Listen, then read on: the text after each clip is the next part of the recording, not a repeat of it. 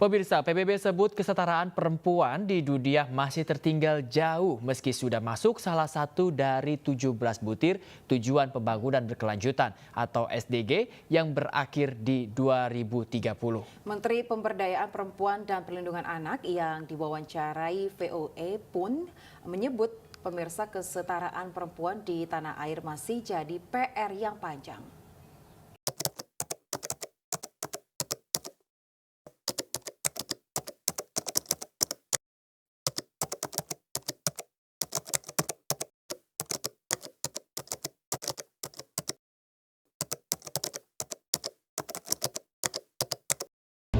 Di dunia yang katanya setara, suara perempuan masih sering dibungkam.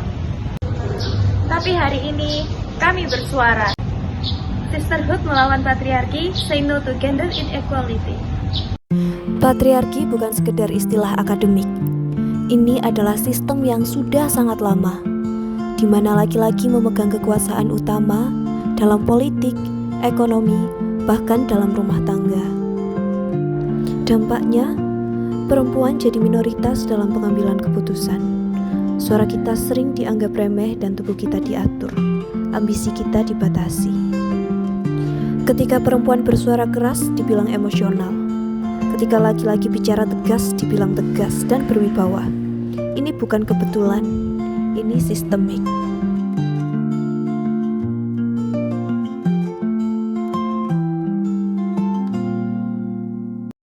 Di Indonesia hanya sekitar 20% kursi parlemen yang diisi oleh perempuan, padahal kita setengah dari populasi. Perempuan masih sering dibayar lebih rendah dibandingkan dengan laki-laki untuk pekerjaan yang sama. Dan jangan lupakan, korban kekerasan seksual masih sering disalahkan. Dan ini bukan hanya soal data, ini soal hidup kita sehari-hari. Ketika kita merasa tidak aman di jalan, ketika kita harus memilih antara karir dan keluarga karena tidak adanya dukungan yang sistemik.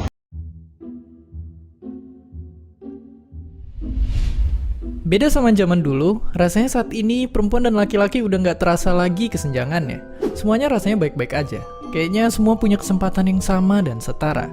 Tapi faktanya kalau dilihat dari jumlah pemimpin negara dunia, menteri-menteri di Indonesia, posisi karir dalam pekerjaan, kesenjangan nyatanya masih ada. Itu bikin satu pertanyaan besar yang kita punya saat ini. Apakah kesetaraan itu jadi ilusi semata? Tapi daripada cowok yang bicara, mending perempuan aja yang bersuara. Oke, terima kasih kok bisa. Bisa dibilang ya, kesetaraan ini mungkin belum dirasain sama semua perempuan. Kita setara, tapi belum merata. Itu ditunjukin sama penelitian yang bilang Indonesia ada di posisi 85 dari 149 negara soal kesenjangan gender. Artinya, perempuan-perempuan di Indonesia masih ngadepin banyak masalah yang bikin mereka belum bisa benar-benar punya kesempatan yang sama. Tapi, apakah sebenarnya yang menghambat perempuan untuk memimpin? Masalah besar bisa jadi tentang pernikahan anak yang faktanya 15% anak perempuan di Indonesia menikah di umur kurang dari 18 tahun. Selain itu aja bahaya untuk kesehatan, itu bikin lingkaran kemiskinan semakin gede karena mereka kehilangan hak buat sekolah, bikin kekuatan ekonomi jadi lemah, sampai nantinya terjebak dalam siklus yang sama dan akhirnya nggak bisa lepas dari kemiskinan yang menjerat sejak lama. Itu tentu aja harus dihentikan. Kabar baiknya, pemerintah lagi merancang peraturan yang naikin batas minimal perempuan buat menikah. Oke, tapi kalaupun lepas dari isu tadi, masalah rumit lainnya banyak perempuan hadapi. Dari catcalling di jalanan, kekerasan dalam rumah tangga, sampai pemikiran tradisional yang nempatin perempuan dalam kotak pekerjaan domestik rumah tangga. Cita-cita jadi pemimpin dunia terhalang oleh api dalam tungku yang harus dijaga agar tetap menyala. Meski tentu aja jadi ibu rumah tangga sama mulianya, nyatanya ini bikin perempuan harus milih antara karir atau keluarga. Yang bikin persaingan pun jadi nggak setara. Di sisi lain, lingkungan pekerjaan ngebentuk laki-laki menjadi lebih superior dalam karir. Padahal penelitian nunjukin adanya hubungan erat antara kesejahteraan perempuan dengan tingkat ekonomi suatu negara. Semakin sejahtera kaum hawa, semakin maju ekonomi negaranya. Semua masalah itu nunjukin jalan terjal buat perempuan untuk jadi seorang pemimpin. Pada akhirnya, kita mesti sama-sama melawan. Ada banyak panutan yang berhasil nunjukin kalau perempuan bisa dan mampu memimpin dan jadi pahlawan. Kesempatan pendidikan yang terbuka kayak sekarang juga mesti dimanfaatin buat munculin pemimpin-pemimpin perempuan baru di masa depan. Satu video ini mungkin nggak bisa menjelaskan semua penyebab atau permasalahan yang ada.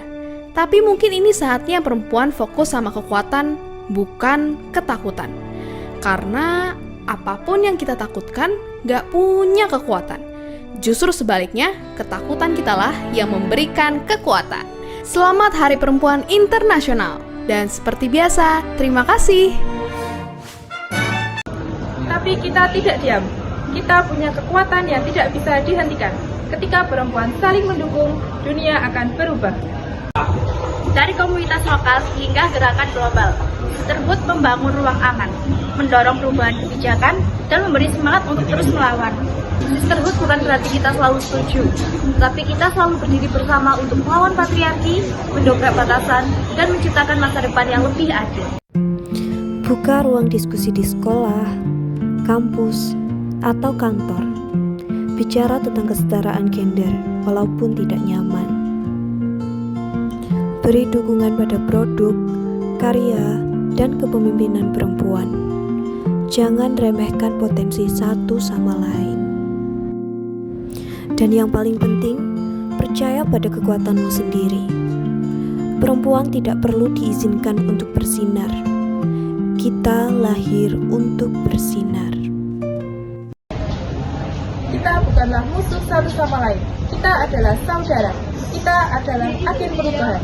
Melawan patriarki bukan hanya tugas perempuan, tapi ini dimulai dari kita. Sisterhood melawan patriarki, say no to gender inequality.